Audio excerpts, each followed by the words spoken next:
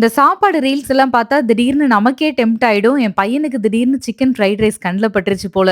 "செஞ்சு குடுங்க வீட்ல" அப்படின்னு ஒரே கேட்டுக்கிட்டே இருந்தான். வீட்ல சிக்கன்லாம் இல்லடா அப்படின்னா சொன்னா கேட்கல.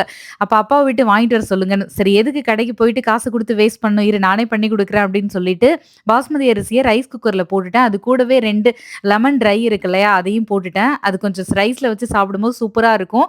இஞ்சி பூண்டு லைட்டா நச்சு எடுத்து வச்சுக்கிட்டேன். இருந்த வெஜிடபிள்ஸ் எல்லாம் கொஞ்சம் கட் பண்ணி எடுத்து வச்சுக்கிட்டு, வெங்காயம் அது கூடவே சில்லி இதெல்லாம் ரெடி பண்ணி வச்சுக்கிட்டேன். ஃப்ரை பண்ணி எடுத்த சிக்கன கொஞ்சம் சூடா இருந்துச்சுன்னு சிசர் வச்சு கட் பண்ணி எடுத்து வச்சுக்கிட்டேன்.